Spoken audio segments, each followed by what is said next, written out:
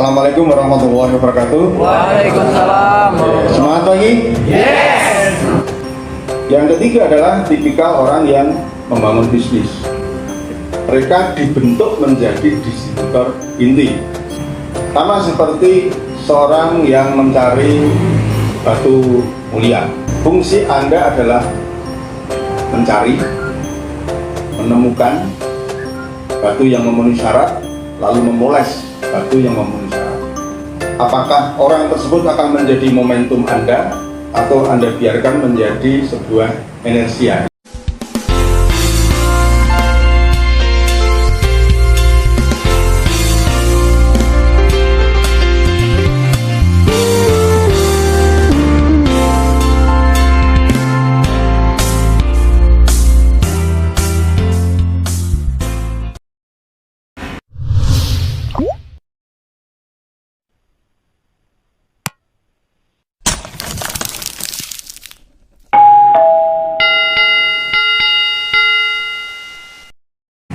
Sama seperti seorang yang mencari batu mulia. Ada yang Anda temukan langsung, ya, ada yang Anda temukan langsung di bawah Anda, langsung karena kenalan dengan Anda. Ada yang Anda ditemukan dari orang yang bukan inti.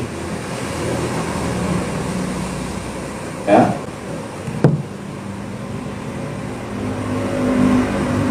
Omset dihasilkan oleh para pemakai distributor, para distributor pemakai produk yang terus bertambah. Kok bisa bertambah? Ya, karena orang inti Anda banyak. Yang mencari, ini inti, yang mencari pelanggan tidak hanya Anda sendiri. Penjual, para reseller terus bertambah. Kenapa? Karena Anda tidak bekerja sendiri, tapi bekerja dengan sekian banyak orang-orang inti. Artinya di sini yang membedakan adalah di sini Anda tidak bekerja sendiri. Sewaktu-waktu Anda beristirahat, masih ada distributor yang terus mengembangkan jaringan. Dia menemukan tipe A, dia menemukan tipe B, dia menemukan tipe C. Jadi yang menemukan itu tidak hanya Anda sendiri.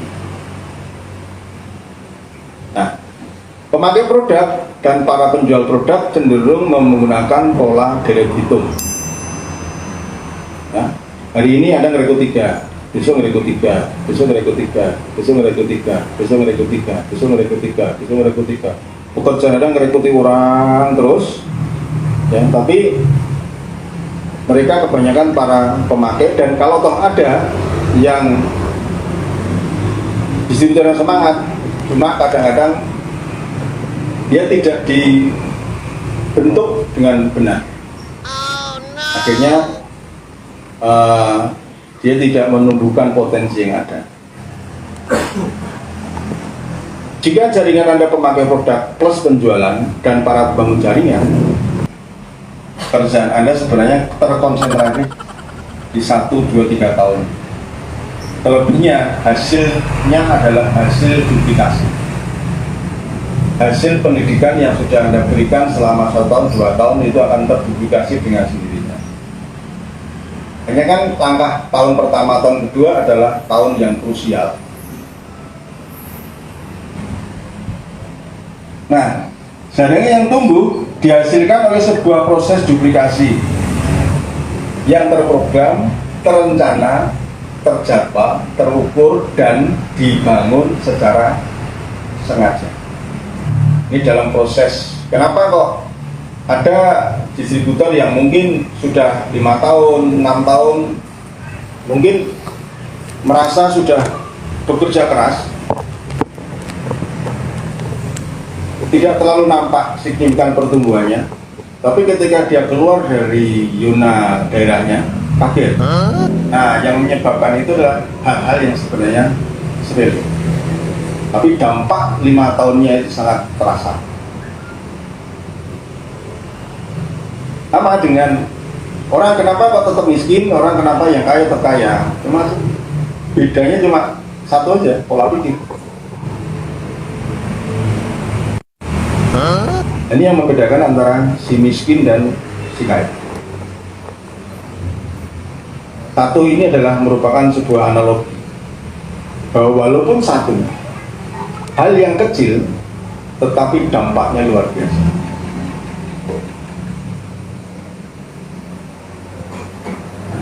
Dampaknya luar biasa. Apa itu satu itu? Pola pikir. Karena pola pikir ini, ya, contohnya ini pola pikir. Karena pola pikir ini pasti akan mempengaruhi rencana seseorang.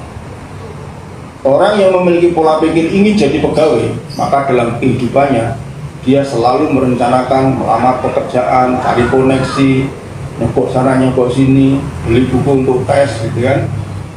Apa yang dia kemudian sekolah S1 agar memenuhi syarat, kalau perlu S2. Semua yang direncanakan adalah tujuannya untuk menjadi seorang pegawai.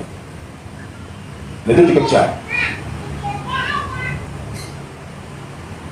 Otomatis targetnya akan berbeda, otomatis pola kerjanya berbeda, otomatis fokusnya berbeda, otomatis hasilnya berbeda.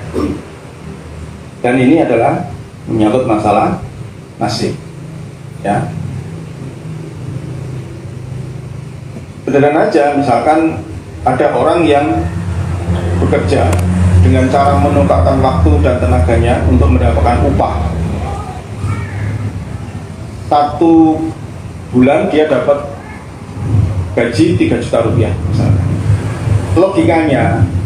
Logikanya itu dia tidak akan mungkin memiliki impian yang kuat. Karena apa? Karena sudah terpentok di plafon rezekinya di angka 3 juta.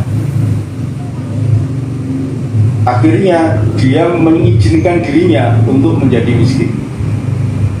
Kenapa? Karena dia beranggapan bahwa tidak mungkin saya kok gajinya lebih dari 3 juta. Wong 3 juta ini aja aku sudah kerja, sorenya masih ngojek, malamnya masih jualan wedang runding misalkan aja. Maka orang seperti ini namanya memiliki batas plafon. Plafonnya sangat terbatas. Kalau dia tidak berubah cara berpikirnya, maka selama akhir hayatnya, selama kehidupannya, dia pada posisi yang lalu miskin. Biar miskin Pak, asal bahagia. Itu hoak. Itu hoak. Ya. Itu hoak. Ya.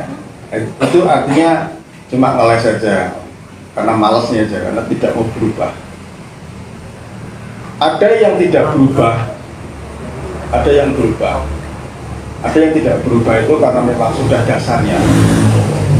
Ada yang tidak berubah karena dia tidak mendapatkan lingkungan yang tepat.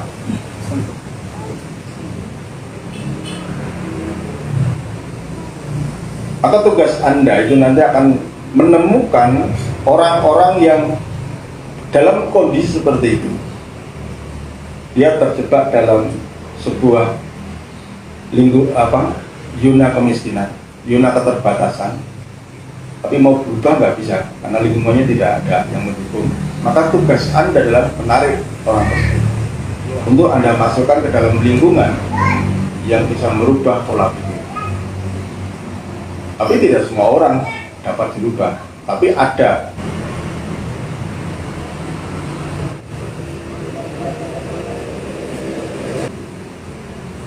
Ya, ini masalah pola pikir. Coba kita lihat antara karyawan dan bos. Pasti pola pikirnya berbeda. Pasti rencananya berbeda, targetnya berbeda, pola kerjanya berbeda, fokusnya berbeda, hasilnya berbeda, nasibnya juga berbeda. Nah, kalau kita kembali ke karyawan dan bos, ya, dikotomi yang paling jelas itu adalah yang satu adalah active income, yang satu adalah passive income.